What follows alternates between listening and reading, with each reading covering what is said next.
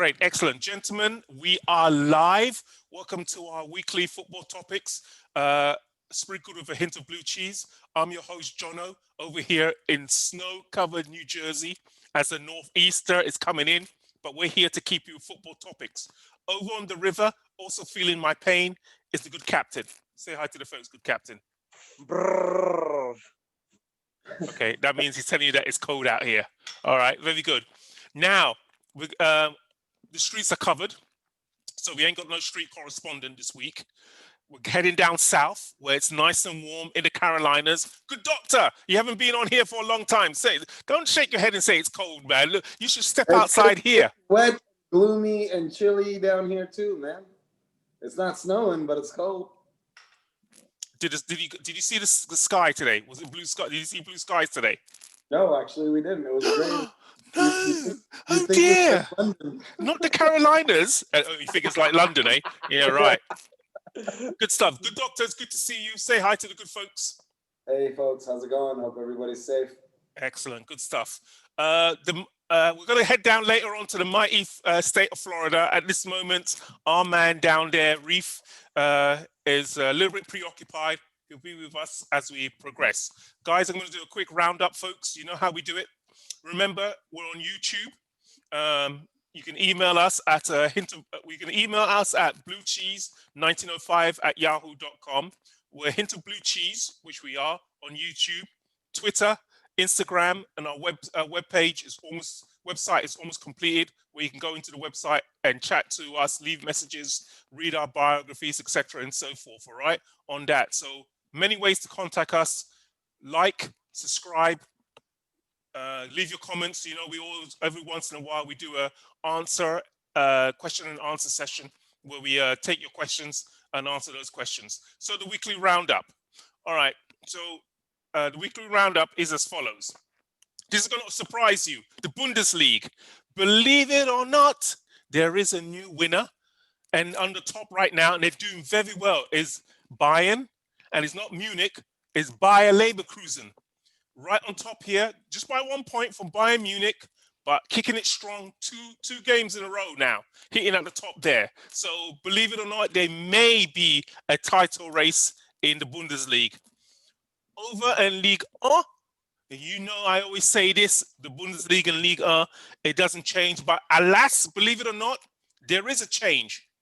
It is Lille on top on 32 points, and there behind them is PSG on 31 points. And this Sunday is the match of the weekend. It is Lille versus PSG for all honors. Now, it very rarely, like the Bundesliga, it's very rare that Ligue 1, there's a sort of title run. But at this present moment, I'm going to take it. Bayern is not on top, and PSG is not on top, and they're battling to be on top. So I appreciate that. Serie A, the mighty Milan, still undefeated. Still undefeated in the league. It's another draw today, but hey, they're still undefeated. They're still on top. Juve, last year's champions, and sitting in third place at this moment. So my hat's up, raise my glass once again. To Inter Milan.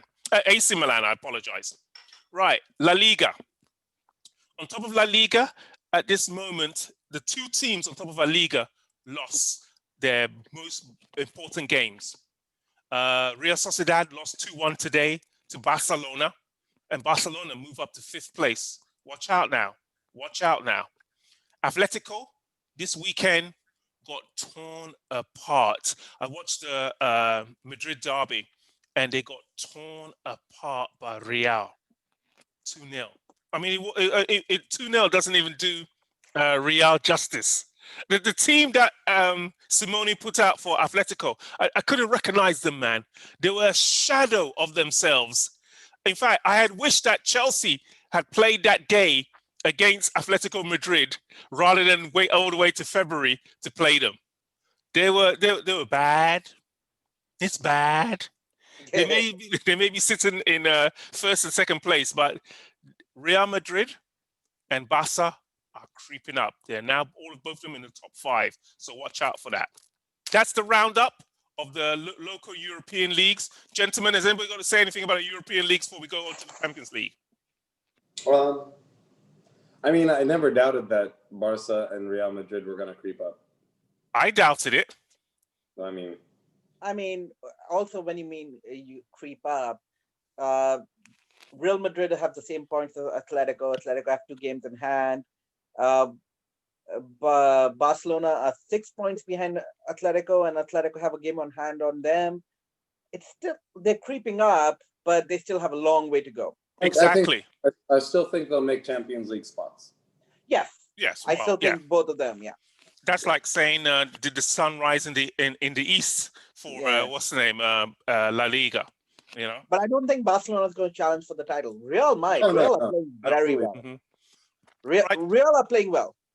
Great. Just before we move on to the Champions League, our man Reef has joined us from the great mighty state of Florida, the Sunshine State. Whilst the rest of us are suffering here in the Northeast, Reef, say hi to the folks who are over here in the Northeast suffering from the thing. Tell them about the Sunshine State. No, that's sunshine. We have a lot of COVID, so don't. We have a governor that not believe in COVID, so everything open. Restaurant, gym, bar, everything open. Everybody traveling for him.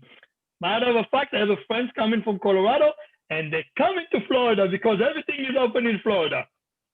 Okay, so Reef is saying hello to everybody. We're going to carry on. Hello, everybody. We'll carry on in the Champions League now. All right, so the Champions League draw was made on Monday. The games are not played to 2 months, 8 weeks later. And as we all know, anything can happen. So I took out 3 games which I thought were crackerjack games. The first one is Barcelona versus PSG. Schiff, how say you to this? It's going to be interesting. There are rumors that Messi's going to sign for PSG right next year.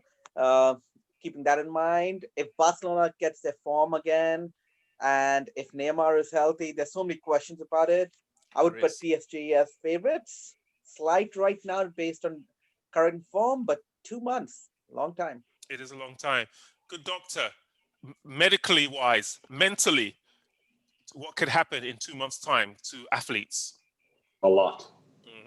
So who you got? I think Barcelona will probably take it. Wow. Because? Well, I mean,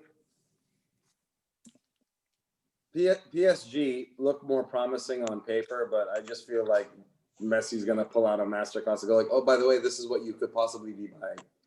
Yes, that's one way to put it. Yeah, just really show them what he's worth. That's one way to put it. Yeah, you're right there. Reef, how say you to PSG versus Barcelona in 2 months' time, 8 weeks' time? Okay, first thing we start from what she read about. I read about that is going to happen too. So if Messi going to move to PSG, if it's happening, I think Barcelona going to be naked without like a strong play to dominate and carry the team. So you have to look on it. It's going to be who going to carry the team on. Important. One thing. Second thing, if it's not, they're going to call it like Neymar versus Messi. It's not important who is the team. It's going to be Neymar versus Messi. That's how they're going to bring it up. But if it is or if it's not, I'm still thinking about PSG than Barcelona. I concur. The report that I read from his father that says that it's false. He's not going to PSG, but we'll see. I think the father wants. There is another point. Like it depends on how they stack up. Like I think PSG need a center back. I believe if they get one in January. Why? What's wrong with Marquisio and Kembele? I'm just saying. Like I read reports that that they were looking into getting a center back. So I was under the impression that either one of them was injured or one of them was moving on. All right, let me throw this then at you. I believe none of the PSG centre backs are moving. There may be an injury, but we'll find out against this game against Lille this weekend. I put it to you that if Barca wins, all that it's doing is just hastening the departure of Tuchel and bringing the arrival of Pochettino. I've said it once, I'll say it again. I'll say it all the time. You can all shake your heads and disagree and all that. No, you have the choice. I'm just gonna go check my pager real quick. Okay, cool. No worries, Doctor. Hopefully you'll be here. Schiff, how say you to that? I mean, sure. If they go out in the first round of the knockout stage, they're done. Tuchel is done. Tuchel's done. Yep. Because I still think Pochettino goes to United. Another crackerjack game is Seville versus Dortmund. I'm very intrigued by it. You know, I'm a great fan of Dortmund. They are the team that I love in the Bundesliga. They fired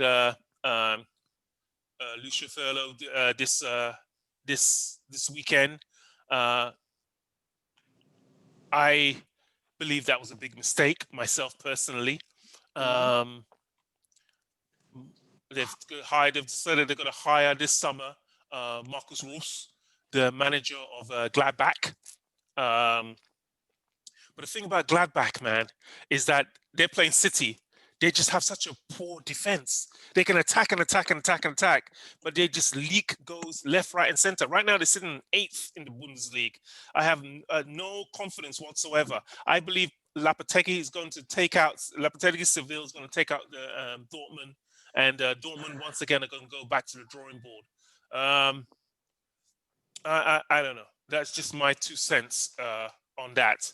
And the last tough game that we have is Atletico versus Chelsea.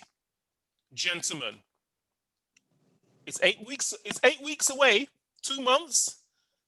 Anything can happen, right? How say you, Reef?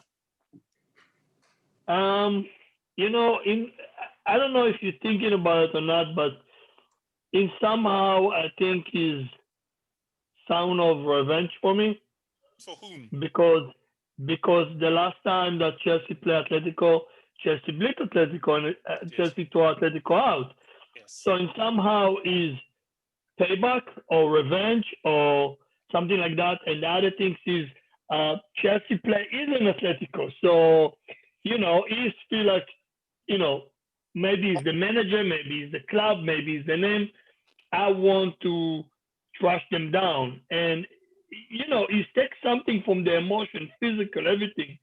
So it's a very hard call for me to say that because, like you say, it's 8 weeks away.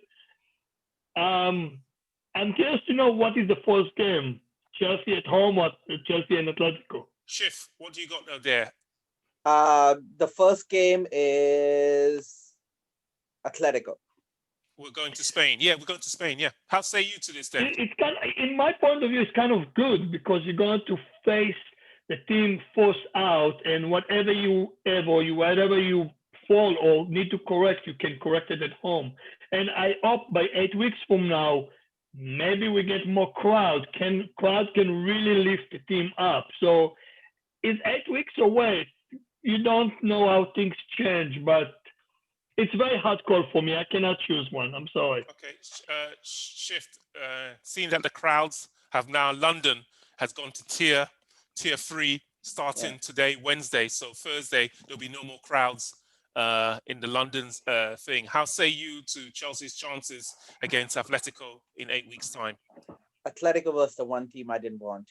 I think the way they play is our kryptonite, right?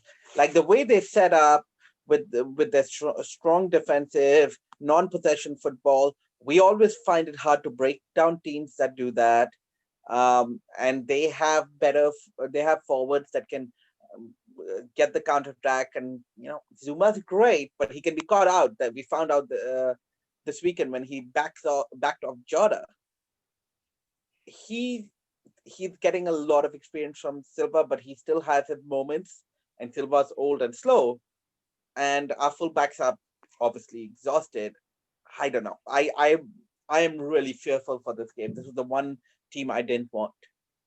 Good doctor. Before I reply, good doctor. How say you, Chelsea versus Atletico in 8 weeks' time? I think we'll win it. I think we'll take it. Both legs or one leg? Both legs. Wow. Why? How? Explain. Well, you see, the thing is that, maybe Zuma being our most consistent defender, does have a little bit of experience on his side. But keep in mind, if we shield that defense, we have a bunch of players that can sprint for days.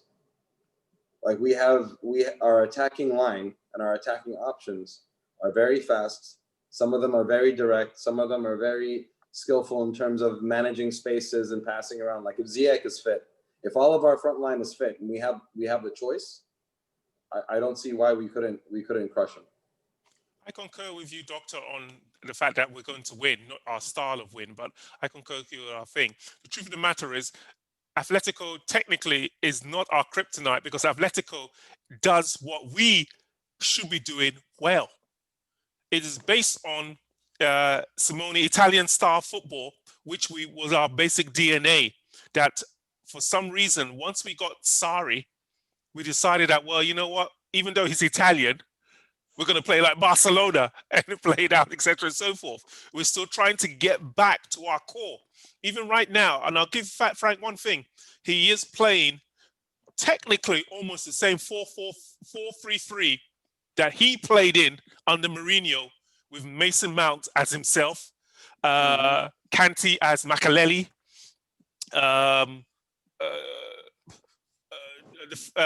Olivier Giroud as Drogba up front. I'm talking about what's the name's first year up. I'm talking about Mourinho's first year when he brought 4-3-3 with John Terry being Zuma in his younger days, etc. With our fullbacks, etc. and so forth. Robin and Duff flying up the wings and so forth. So at least he's getting back to our fundamental DNA.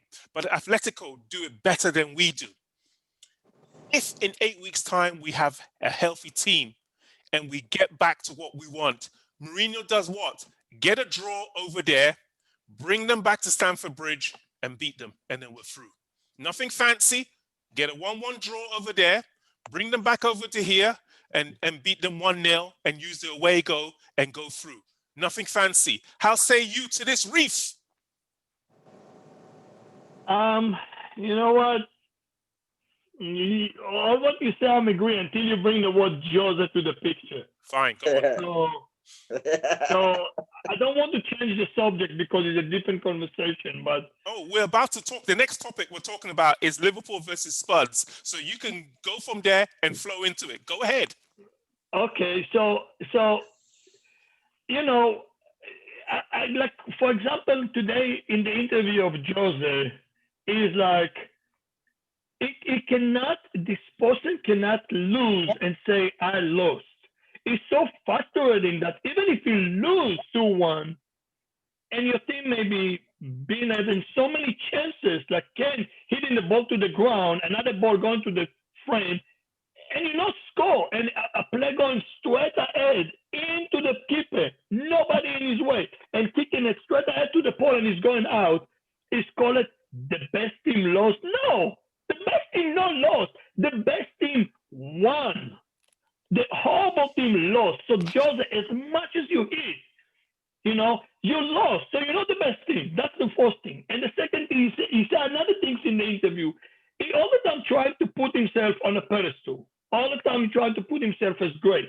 So I don't know. It's kind of like going under my skin like that with him, and I don't like it in a person. Just be honest and fair. You lost.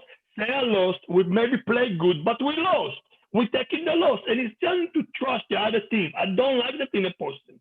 Just be respectful for the other side. But Jose doing it all the time. Even when he's been in Chelsea, he did it. Yeah, he's like, but be you see, respectful for the other side. But what Mourinho used to do, like back when he was at Chelsea, and what he's doing now, is more or less his style in terms of deflecting. Like he used to always, except for a brief period at Real Madrid and Man United, what he would used to do is that he would like bring the media's attention to him because they objectively didn't have a great game. Like what? You know what, Doctor, I'm going to stop you there for a thing. Schiff, how say you to the best team loss today, Liverpool versus Spurs? While I don't think I agree with the doctor that I think Mourinho is deflecting blame, he does that very well. As for the best team loss, I think that was one of the most fascinating games of football I've seen in a very long time. I think it was two different philosophies going at it. One mano mano. It was interesting. It was the edge of the seat. Tottenham had their chances. Liverpool had their chances. Liverpool had one lucky goal, and the corner. I don't know what Firmino was doing all by himself. I think if you look at it, Dyer fell. Why is the lucky goal? One second. Why is the no, lucky hold goal? on, hold on. Let me finish. Salah's goal. The Salah's goal was a lucky goal because it deflected, and for Firmino's goal, Henderson pushed Dyer in the back a little bit, right? He did. And that's perfectly legal. But overall, it was like a wonderful game of two philosophies. I personally am like the counter-attacking style, and they had their chances, but the problem is they only have two people who can score. Bergwijn can't finish. Nobody else can finish apart from Kane and Son. So that's the Achilles heel. I think they're playing well. They just need someone else to step up and score. But Liverpool are champions. They have a heart of champions. They know how to win these games last minute, which Spurs don't. Doctor, do you concur that Liverpool stole it at the end? With Firmino's goal, yes, but like throughout the game, like they had 76% possession. Percentage is percentage, but possession is possession without being effective and putting it away. You can't say you have 70% of possession and then you have to wait to the 89th minute to score the winning goal. What was the whole possession then? Well, let me finish. Go ahead. Right? They had more passes completed. They controlled the tempo of the game, regardless if they were lucky or not. They had more shots on goal. If you shoot more at the goal, you will score. They had 17 shots on goal. They had 11 on target, right? Spurs shot 8 goals the whole match with 2 on target, right? If you create more chances, you will score, right? If you try, so obviously to me, with these things, with these numbers and stats and all these things that you're not so fond of, right? It shows me even though that you may not see it objectively subjectively watching a game, right? Objectively, when you look at how the game played out, where the passes were completed, how many key passes were made, all these things, it kind of shows you which team played better. Yes, if you have a counter-attacking style, it diminishes a lot of these stats altogether. Yes, but quality of shots and things like that also count. Well, okay. Shift. I'm coming to you. Just before I come to you, first of all, when it comes to stats and statistics, I am not allergic to stats and statistics.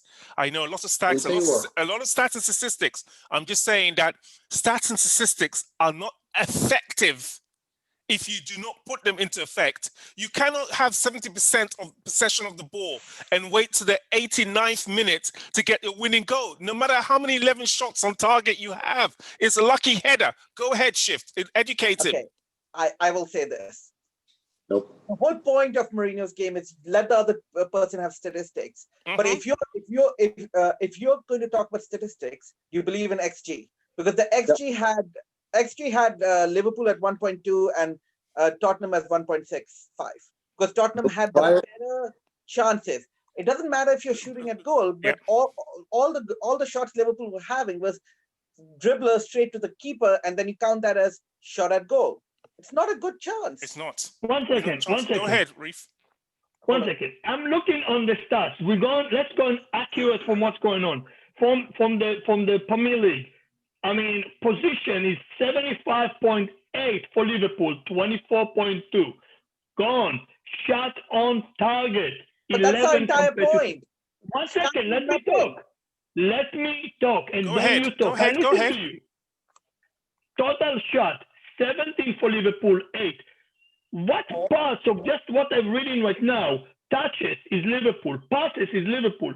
What parts of that the best team lost? I don't get it. What is the best team lost? Why is the best team on that game? If, for example, let's say here, if I take this whole bunch of bananas and I have one, and you have this whole lot, but you cannot feed an army with this, and I can use this one banana and get a whole team of people fed. Who has the greater effect? You can have all of the percentage, all of this lot, but with all of this, you waited until the 89th minute before you got a lucky chance. If you could walk away. I had this. This is all I had. But I was able to keep in the game, and almost to the point that technically I could have won the game if it was only for 2 chances that I couldn't finish. So what was having all these bananas if you could only, you couldn't feed with 1? Doctor. So- No, okay, go ahead. A question for the doctor. A question for the doctor then. Mhm. Yeah, If sure. you're saying all these statistics matter and goal, who do you think had the better chances when you watched the game? If you talk about whose goal was better taken, who had more chances? If you wanted Chelsea to have the chances, who had the better chances? I don't understand your question. Like, who do you think had the better chance to score? Right? Like, yes, they had 8 shots on goal, but they were taking shots from outside, while Tottenham was trying to get 1-on-1 and getting those to score. Okay. Except for Mane's shot, I can't think of a good chance Liverpool had. Okay. Well, that depends on each individual player's conversion rate. So let's say, for example, if I'm a striker, right? Like, let's say, who are the top strikers in terms of percentage rates of scoring a goal in the league, for example? You'll find a list of strikers. You'll find Son up there. You'll find Kane up there. You'll find Salah up there, and probably Salah is a little bit higher, right? And you'll probably find Mane higher than those guys. It depends on who is actually shooting the ball. If you want to talk about that, right? It depends on an actual conversion rate, because like I can have Cristiano Ronaldo hit a point blank header and call 100, like what, the 90%, over 95% that's going in, right? Or I can have like what's his name, the Portuguese guy in the Wolves, what's his name, Neves or whatever. Ida. Yeah, just like shoot it from outside and score a goal, but it was on target. Statistically, right? That's what it will look like statistically. But like if you look at the quality of shots and stuff like that, it really just depends on the player. Some people are dead ball specialists. Some people are great on one-on-one situations. Some people are. That's where that would differ. Spurs were the better team that lost. All right. So listen, on top of that, guys, it was a great. All in all, it was a great game. It was a great game. Great game of chess. As opposed to the weekend marquee game, Man City versus Manchester United. My goodness. Listen, I've said this about Pep. And I've said it, I listed, I think the last time, maybe 2 weeks ago, we were all here, and I told you about his starting 11, which is inherited, as opposed to the starting 11 he has now, which theoretically, most of those players he has built. They're bad. City are bad. How say you to that then, Doctor? I mean, they're not very impressive this season. No. What's going on? Schiff. I mean, they're missing David Silva. They haven't replaced Vincent Kompany. I don't know. I don't understand it. I think they're just disinterested this year. It doesn't make sense because it seemed like they went for the draw for that game.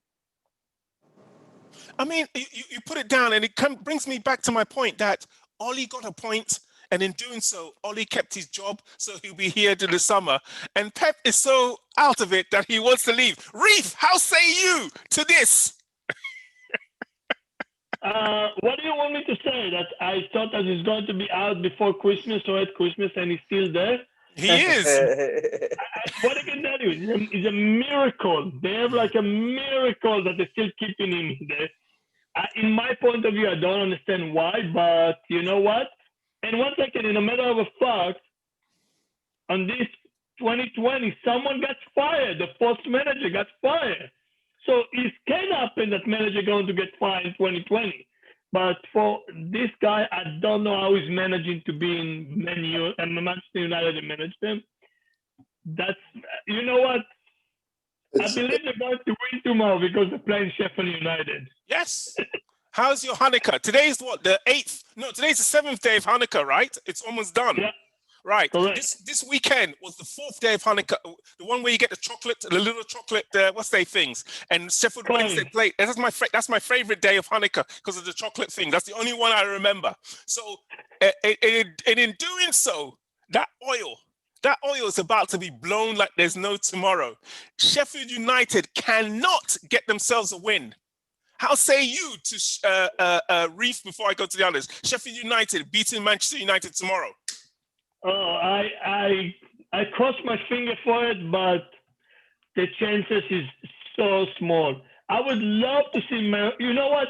I would love to see them, Sheffield United, winning or even tying that, against big club like that. Draw. But I don't believe it's going to happen. I cross my finger. I will watch it. I will pray for it, but. Schiff, how say you to Reef praying for his Hanukkah oil of Sheffield United making it through? I still think Sheffield are not playing that bad. They lose every game by like 1 goal. But they lose. Yeah, but I think they're due for a win. And the Manchester players might be disinterested. So maybe. Go ahead. Chief. I have to tell you something. You say about Mohamed Salah today is a lucky goal. You play still soccer. If your team score and you're going to go 1-0 and you win the game 1-0, you'll be happy. Yes. If your team lost by Sheffield United losing every time on a 1 goal, is a loss 3 points. What are you talking about? Okay. You're looking on the table in the end and they're scrapping the bottom of the things because they're losing so many times. Yes. I don't understand what you're talking about. Your person is playing the game. You know the game. I agree. What counts is the point, but the whole point of us talking about this is we're trying to analyze the games and we're trying to see beyond just the points and beyond just the result. Sometimes a team can play better than the other team and still lose. Like But this is what is count. Yes. Okay. All right. Basically, let me do this. Let me give you the marquee games. Doctor, you're the first on this. The marquee games for me this weekend, the 2 marquee games for this weekend are Everton versus Arsenal. How say you to that? Who you got on that? Oh, poor Arsenal can't catch a break. Huh? They can catch a red card. They can catch a red card or 2, man. My God. It's not letting up, huh? No, it's not. What are they, 15th?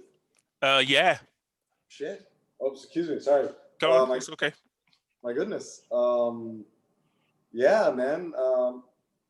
I think Everton, if they play the way they've been playing, I mean, I don't see a reason why they would succumb to a loss. Let me give you Arsenal's next roundup. It's Everton on Saturday. Then they play City on Tuesday in the League Cup and then they play Chelsea on Boxing Day. How say you, Reef, to Arteta? What's the name? he'll be here, but how say you to Arteta still being here in the new year? You know what? It's just amazing with Arsenal because and I said last week, I think, if we're looking 4 or 5 weeks back, we talked so highly about Arsenal, and all of a sudden, the main striker ran a contract, and everything broke apart. Today, when I saw before the game of Arsenal, they just show red card about 4 or 5 of them. So they show every game, every player of them that's getting off on a red card. And this is what happened today. It's almost a pattern right now for them. They have to finish every game with a red card, and it's break everything. You know what? I don't see Arsenal winning against Everton or against City in the FA Cup or against Chelsea. I don't see them going to do any winning right now. Because man, Arsene Wenger isn't looking that bad, is he? You all need to behave. My God. Well, you all need to. As much as a physically game, it's a mentally game, guys. It's really a mentally game. And when you're losing so much and so many of you playing a red card, it's not helping you. I mean, physically and mentally to go out from this. It is a big mental situation that you think that almost every game is going to end up. And it's Pepe is a striker. Xhaka is a midfielder. Gabriel's a defender. It's the spine it's the whole team. It's not that, okay, well, the defenders are defending hard and they're getting red cards, or the midfielders are kicking people around and getting red cards. This is coming all the way through with people like William, going to Dubai. Finally, he got benched. It's got Schiff. How say you to the discipline of Arsenal? Arsenal out. Wenger out. Uh, I don't know. I'm starting to feel sorry for them, so I'm not going to say anything more because, like, I was really enjoying it, but this is really You see, bad. like what's weird though is that like it's harsh to just blame Arteta isn't doing a great job necessarily, No. right? But it's really harsh to just blame all of their problems on Arteta, Mm-hmm. right? Like they had I like agree. what at 7 or 8 center backs on the books, Yep. right? And only one of them is like Gabriel, like or Gabriel, the Gabriel, Brazilian, yes, like you said only dependable one, he right? is. When you look at the attack, the person that's throwing the best or most passes or most touches into the final third is William, right? No. William is diabolical. William No, has that's the thing. William has That's gone back to my point. form. We are grateful that William has gone back to That's form. what I'm saying. That's my point. If that's the guy that's throwing the highest passes into your attacking third, But he's just like fallen into that nonsense. says It's like that once speaks again, volumes. how much bunch of bananas are you just going to throw? It's no effectiveness. That's what William is doing. He's kicking Like crosses I feel in. like It we means all need nothing. props now. I feel like I should pull out a rubber chicken. I'm like, this is Arsenal, you know. I have one pear, a bunch of apples, and some oranges. We may Hold not on, be let in me the go to my sunshine fridge. state, but we have oranges up here. Reef, how say you to the fact that, listen, basically, aren't you glad that William is no longer with the Blues? Go ahead. You know, the situation as we're seeing right now is what's going on right now. Absolutely. I think, and you know what? I have to say that something. Hadi sent me something about Marina, and I was like amazed to see like how good did she do and everything. And he's like, how she pick up the right people to let go. And when the beginning starts, I thought completely is a mistake to let William go. And I'm admitting it. A completely mistake to let William go. And right now, when I see what's going on, this is like, wow, was amazing call. She know what she's doing. Listen, Kenny Rogers died at the end of this year, and his song "The Gambler," which is named after Marina, I name it for her. She knows when to hold him. She knows when to fold him. She knows when to walk away. Yeah, you never count your money when you're sitting at the table. Schiff, how say you to the fact that this weekend, the next marquee game is Tottenham versus Leicester? Will Jose be able to get revenge for what happened against Liverpool?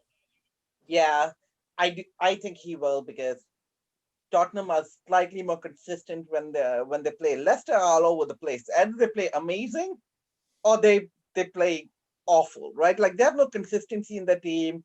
I don't think they have the midfield totally figured out yet. Their fullbacks don't have like they're still playing Fuchs for.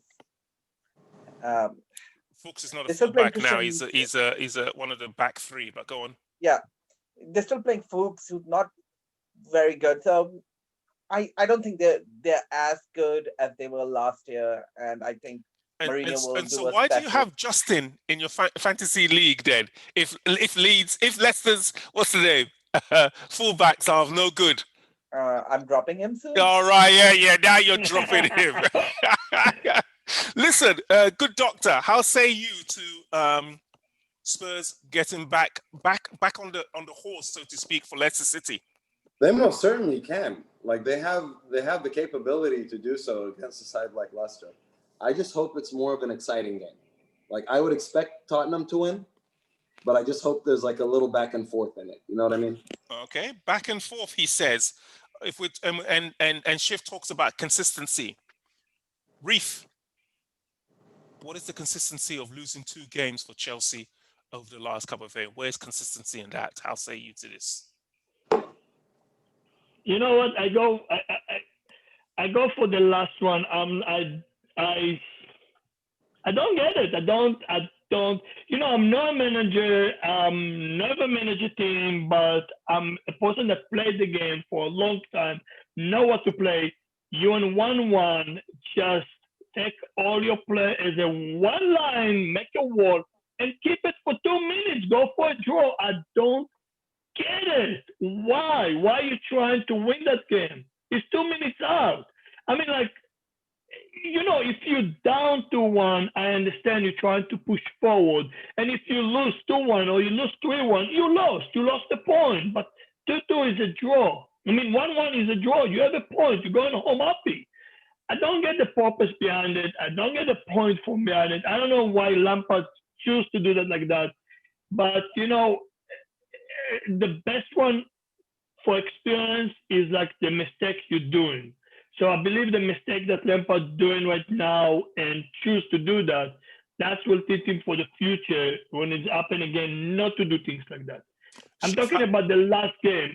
The previous one is like a snowball now, and I don't like to think about it like that.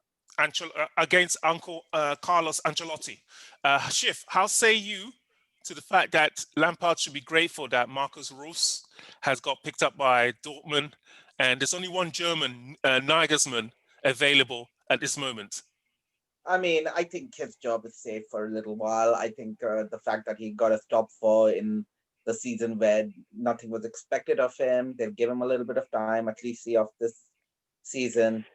I mean, the only thing that I'm frustrated about it, I think he's not rotating enough. What I saw in the last game was Werner's just tired. He's not playing like he was early in the season. Our fullbacks are tired. They're not playing as well as they were. And could that be that Timo Werner was over in Spain when we were up 3-0 in the 80th minute, playing over in Spain when he should be resting Timo? He should have been resting Kanté. He should have been resting Hakim. Did Hakim not get a muscle injury as soon as we return back to play that weekend? Inexperience. Maybe. Listen. Last year we had, what did we have? We had ground meat and we got hamburgers and we finished 4th. Marina, you've just spent the last, all of you waxing to the gambler because she's given you £250 million, $300 million worth of talented players. And this is the nonsense you give us? He's going up against West Ham this Monday. He's going home. How say you, good doctor, to Fat Frank losing at home against West Ham, against David Moyes, the ghost? I don't think we're going to lose against West Ham. I think in terms of team depth, personnel, I think we're going to do a great job against West Ham. Thing is, we lost 2 games, but we won the previous 15, 16 games. So I mean, just to lose 1 or 2 games, it's not the same league that Mourinho came in and we only lost 5 games across the whole season and only conceded 15 goals or something. It's not the same league. The league is more competitive. Look at the table, man. The top 8 are just constantly switching up positions and stuff like that. I think we're going to do fine against West Ham. I think we're going to have a good game. I think we're going to win. I think West Ham are going to be we're not going to give you Declan Rice. I'm thank God we don't want him. And then, all that fun stuff. I think we're going to have. Reef, how say you to West Ham beating Chelsea and also Chelsea then running around in January and buying Declan Rice? Oh God! First thing back to Hardy. Chelsea played so far 13 games, 6 wins, 4 ties, 3 lost. So that's the first thing. The second thing, Chelsea playing at home the next game again West Ham.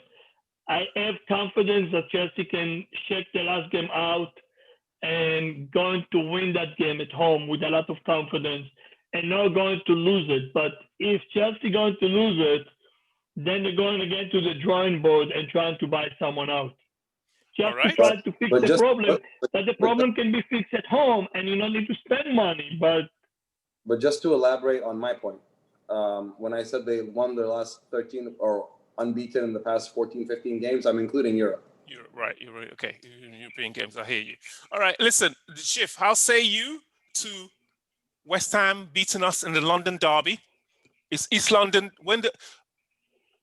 What I don't like is those East End boys coming over to the West End. Those Day in, Cray day out. twins, those Cray twins better All right. stay on the east side of London. Right, coming over to what's the name? Over to Where's West that London. from? Granted, fans cannot come to the stadiums anymore in London, but how say you to West Ham? Always, and especially David Moyes getting one up on Frank, like So he I'll did say at the end of this. last season. Go ahead.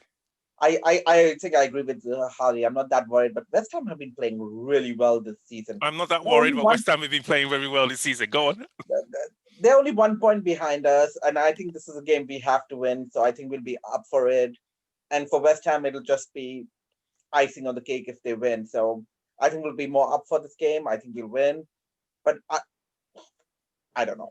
I think we will win. You're pundit. You're meant to know. All right, listen, good doctor. How say you to enjoying icing on your cake, as a Shift has said?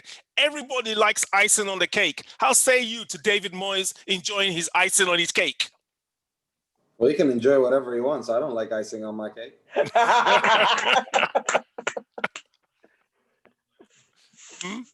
Go ahead. I'm more of a sponge cake kind of guy. You know what I mean? But yeah, like, look, again, will it be a competitive game? Probably.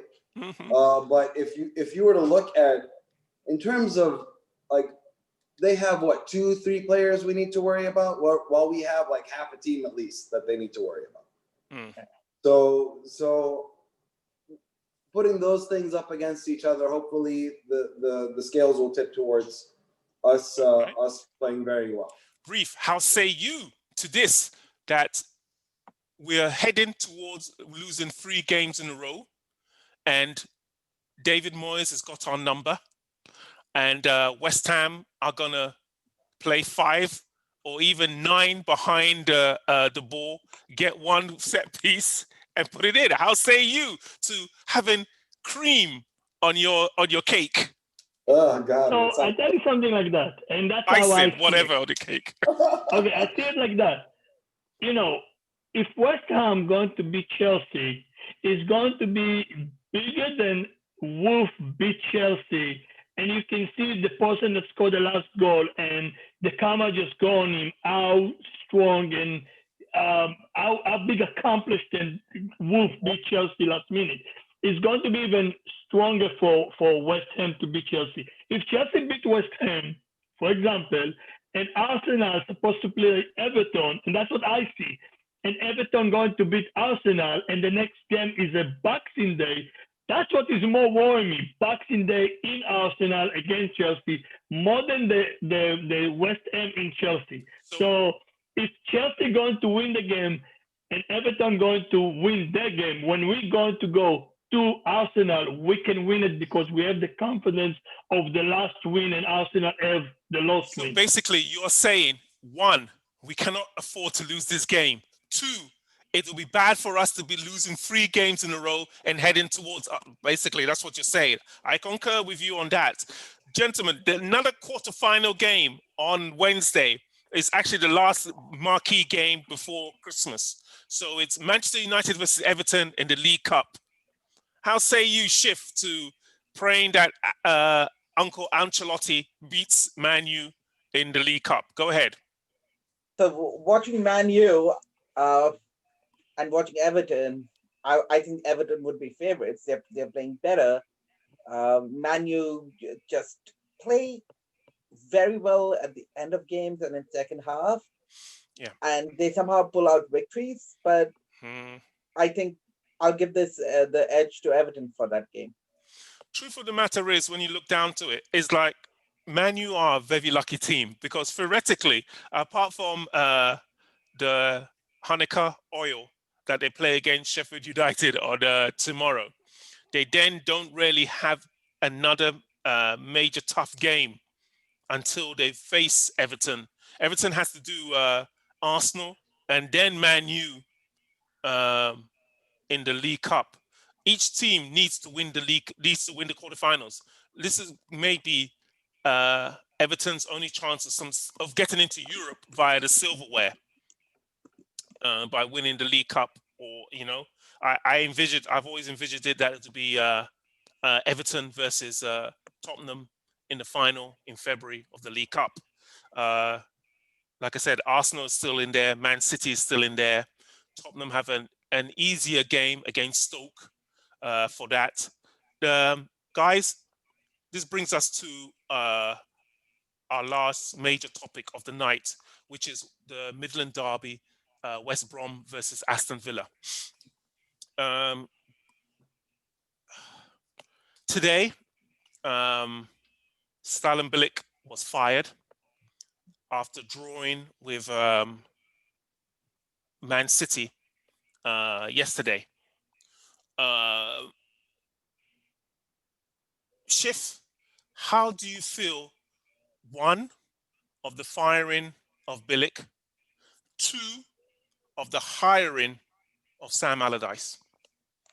I think they decided to fire Bilic before the Man City game. I concur. And they just didn't want Big Sam to come in for such a tough game. Big Sam's the specialist, isn't he? If you're in trouble, you get in Big Sam, you stay up. Let's see if he can do it again. He's done it multiple times. Okay. Reef first. Reef, how say you to West Brom really being punching above their weight?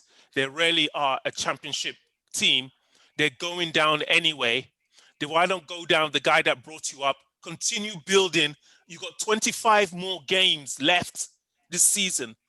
Even with if worst, and it's only 2 points out of the relegation thing with 25 games. Even if you get 20 draws and 5 losses, you could survive. And if you don't, you go back with the same team, the same players without overspending and compensating. How say you to the firing of Bilic, the hiring of Allardyce? Like she's saying, I'm agree with him. This fine was planned in advance because the game against City was very good. I think they play very well. They come with 1-1. They come with the results, in my point of view, versus City. And you're talking about City, you're talking about Pep team, you're talking about all these good teams, and they come with 1-1. I think is a very good score, in my point of view. If Chelsea playing against Man City and we come with 1-1, I'll be happy with the results. That's my point for that. But if you look on the table and you come for like number 20 to number 19, and I'm talking about Sheffield versus West Brom, the difference is very, very slightly because West Brom have one win, 4 tie, but 1 win, and Sheffield United have 0 win and 1 tie. So, I mean, the point is a 7-1, but, you know, I don't know if Sam Allardyce can bring them up from relegation. He's kind of like, he like all the time to come and take for so many seasons, I remember we all the time talked about it, he like to come to take the scrappy team from the bottom and try to bring them up above relegation. He did it so many times from so many teams. Sometimes he's been success, sometimes he's not. I don't know if he will going to be the magic formula to bring West Brom up. I don't think so. And I think West Brom going to go down anyway. Okay. I'll say you to this, Doctor, that until old white men who have coached are past their prime and moved on, we will not see a Black, Asian, Middle Eastern BAMI, as they call it over the organization, coaches given the opportunity to coach teams in the Championship, let alone the Premier League. How say you to that? Well, I say they haven't they appeared more in the Championship than they have in the Premier League, other than Norwich's head coach a couple of years back. Yes. I forget his name, but he was like probably the only one. Chris Houston is the only one. You, he does Norwich, he does Brighton, he's now at Nottingham Forest. When is it going to end? Not sure, because like what usually tends to happen is that with managers in general, I've noticed a trend of late in most, except for Germany. Like Germany, they're just using mostly Germans to coach their teams, but you'll find that most of the time they're bringing in people from Europe, from the mainland of Europe, into the Premier League. barring Scolari, not when he played when he got in Chelsea and the what was the Israeli guy that coached Chelsea for a season? Average Avram Grant. Grant. Grant. That's what was his name. Average Right? Grant. Besides those guys, like you don't see. Yeah, you're welcome. That was a shout out. But like generally speaking, you don't necessarily see too many top billing people of color or other ethnicities play. Like you can easily bring in Vieira, who's been coaching for a while, but like I'm my not point, sure. which I was about to make. Yeah, It's Vieira, just Henry, the opportunities, the recycling of these old white English, British Village isn't even managers. that old, by the way. I beg your pardon? Village isn't even that old. I'm not even talking about Billy. I'm talking about Allardyce. I'm talking about Alan Pardew. Yeah. Okay, I'm talking about Allardyce. I'm talking about Pardew. I'm talking about Tony Pulis. I'm talking the continued recycling of said managers. When is it going to change? We're in the 21st century. We have, every time you see Sky, etc., or thing, they kneel down for no room for racism. Mm-hmm. But the concept is that if you have 7 out of the 10 players of mixed minority, whether of Asian, whether of Middle Eastern, whether of African descent, and you look behind the man calling the stands in the 21st century is a Caucasian. When are the opportunities for Eddie Newton? When are the opportunities for Leon Rossiter? Where are those opportunities? So the boardroom are not the ones, are not saying that, you know what, we had how many candidates were interviewed for this particular job for West Brom? But a lot of times I feel like most of these signings that happen for managers, especially in the Premier League specifically, I'm not going to talk about everywhere else, but specifically in the Premier League, I've noticed that they go by years of experience in the Premier League. They go by and they go by like pretty much if he's a recognized name, really. Like Sam Allardyce has no business being in this Premier League.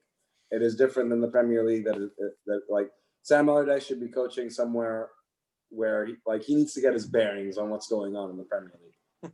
Like he's never been in a Premier League that has had this much